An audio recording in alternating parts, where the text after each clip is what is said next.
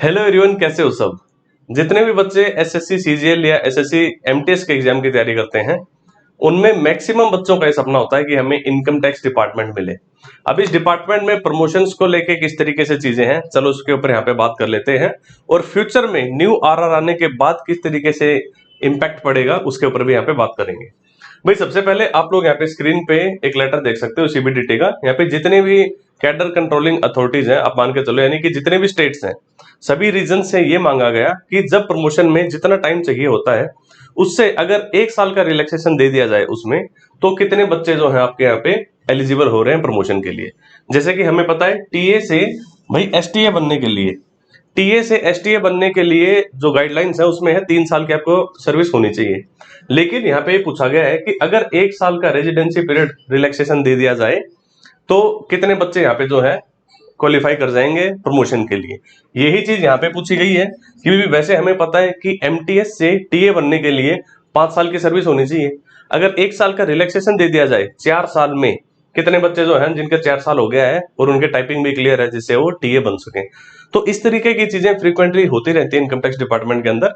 इसीलिए आप लोगों ने देखा होगा कि टीए से एसटीए बनने के लिए 2 साल में ही जो है मतलब बंदा एलिजिबल हो जाता है।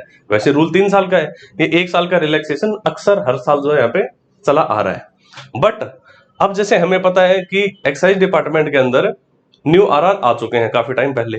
अब इनकम टैक्स डिपार्टमेंट के अंदर भी new RR on the verge है, किसी भी टाइम अभी आ सकता है।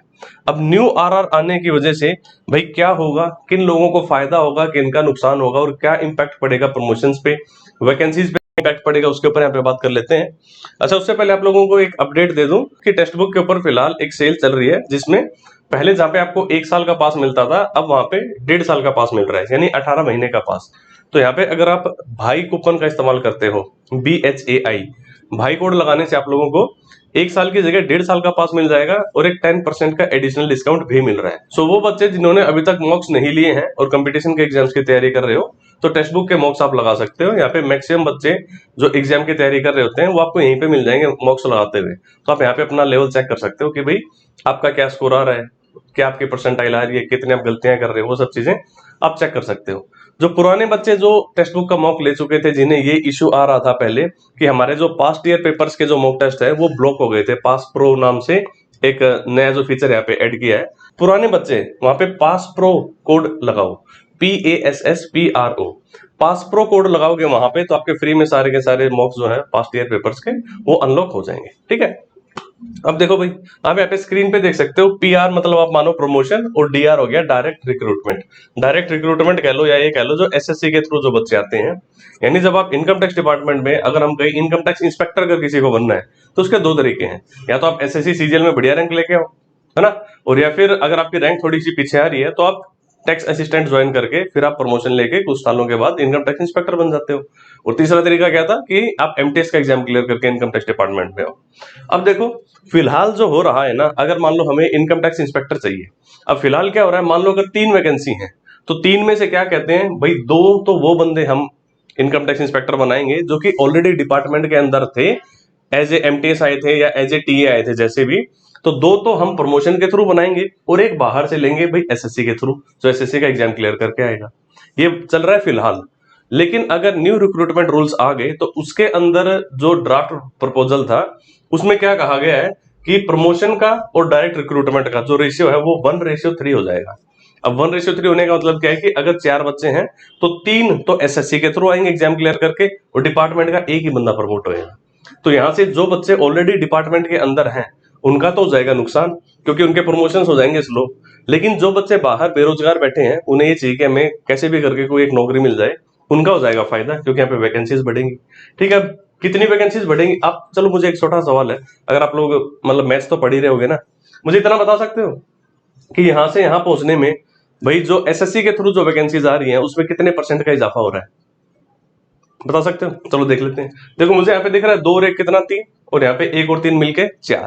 तो 3 और 4 को आप कंपेयर कहां जाके कर सकते हो, इनके LCM पे, जो कि होता है 12, 3 चौके 12 या 4 तिया 12, कि अगर 12 बंदे हमें इनकम टैक्स इंस्पेक्टर चाहिए फिलहाल, तो 12 में से हम कहेंगे 2:1 में अगर इसको मैं तोड़ू, तो ये आ गया 8 और 4, कि 8 बंदे तो डिपार्टमेंट के अंदर से जो है प्रमोट होंगे, TA को STA बना के फिर इंस्पेक्टर बनाया जाएगा। और 4 बाहर से आएंगे एसएससी के थ्रू।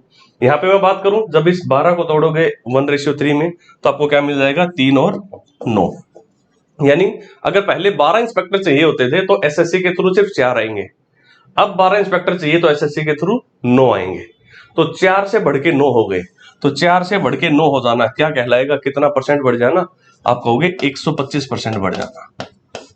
4 से बढ़ के 9 हो जाना, क्योंकि 1/4 25% होता है। 5/4 कितना हो गया, क्योंकि 5 बढ़ रहे हो आप 4 पे, भाई 125% की ग्रोथ यहाँ पे हमें देखने को मिलेगी। अगर न्यू आरआर आ जाता है तो जो अभी इनकम टैक्स इंस्पेक्टर की जितनी वैकेंसीज आती हैं उसके डबल से भी ज्यादा वैकेंसीज आने लगेंगी। लेकिन नुकसान किसका हो जाएगा, जैसे हमने देखा है, आप एक्साइज डिपार्टमेंट के अंदर देख लो कि एक्साइज इंस्पेक्टर की बहुत ज्यादा वैकेंसीज आती हैं, लेकिन एक्साइज में टीए की वैकेंसीज कम होती हैं। तो यहां से हमें पता चल रहा है कि भाई टीए कम लिए जाएंगे और इंस्पेक्टर ज्यादा लिए जाएंगे अगर ये न्यू आरआर आ गया तो। इससे जो लोग टीए बनते थे उनका हो जाएगा थोड़ा सा नुकसान, थोड़ा क्या बहुत नुकसान हो जाएगा, क्योंकि जो न्यू आरआर है वो ही बोलता है कि अगर आपको टीए से एसटीए बनना है तो न्यू आरआर बोलता है कि भाई 10 साल लगेंगे। और अभी आपको पता है फिलहाल कितने साल में हो जाता है, अभी तो 2 साल में हो जाता है। तो 8 साल सीधे सीधे बढ़ गए कि नहीं बढ़ गए। और अभी क्या चल रहा है फिलहाल कि अगर आपको एसटीए से इंस्पेक्टर बनना हो, अगर आपको एसटीए से इंस्पेक्टर बनना हो तो कोई रिक्वायरमेंट नहीं है। अगर आपकी 0 साल की सर्विस भी है तो भी आप इंस्पेक्टर बन सकते हो, अगर आपके डिपार्टमेंट में इंस्पेक्टर की वैकेंसी है और आपने इंस्पेक्टर के एग्जाम भी क्लियर कर रखे हैं, तो ये नहीं देखा जाएगा कि आपको एसटीए बने कितना समय हो चुका है। लेकिन अगर न्यू आरआर आ गया तो एसटीए से इंस्पेक्टर बनने के लिए भी बोल दिया है भाई 5 साल। ठीक है, अब ये वो चीजें हैं जो प्रपोज्ड हैं। अब इनमें कितना चेंज होता है ये हमें बाद में पता चलेगा जब एक्चुअल में आरआर आ जाएगा। ये वो चीजें हैं जो ड्राफ्ट आरआर के अंदर थी, यानी कि टीए से एसटीए बनने के लिए आपके कितने हो गए भाई 10 साल, और एसटीए से इंस्पेक्टर बनने के 5 साल, यानी सीधे सीधे 15 साल तो कम से कम लगेंगे, इससे ज्यादा भी कितना भी लग जाए। और फिलहाल क्या है, टीए से एसटीए बनने के लिए 2 साल और एसटीए से इंस्पेक्टर बनने के लिए कोई रिक्वायरमेंट नहीं है।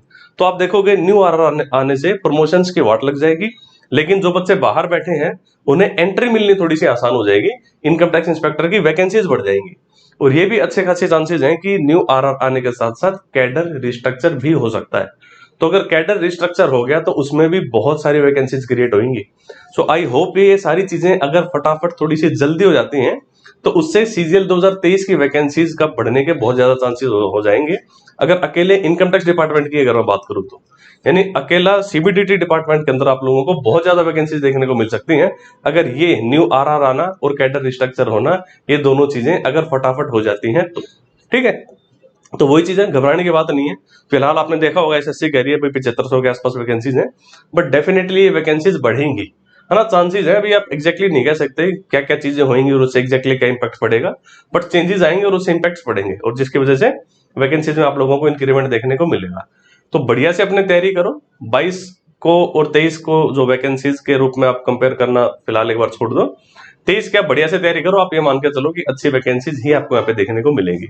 ठीक है, जीके का थोड़ा सा देख लेना, अब अच्छी खासी वेटेज हो गई है जीके की, इसको आप नेग्लेक्ट नहीं कर सकते।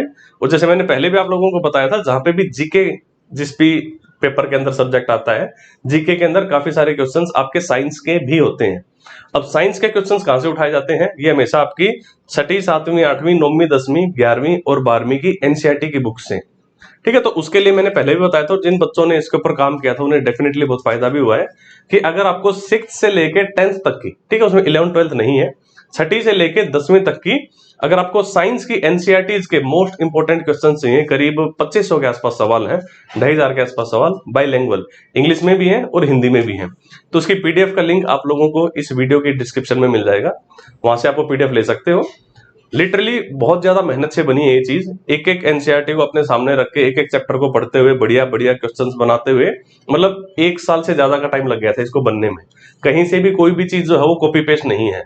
तो लिटरली इतना बढ़िया कंटेंट है इसके अंदर। आप पुराने अभी जो सीजीएल के एग्जाम्स हुए हैं, जो अभी सीएचएसएल के एग्जाम्स हुए हैं, इनमें भी आप देख सकते हो जितने भी आपके 6 से लेकर 10 तक के एनसीईआरटी के सवाल बनते हैं वो सारे के सारे आपको यहाँ पे कवर होते हुए दिख जाएंगे।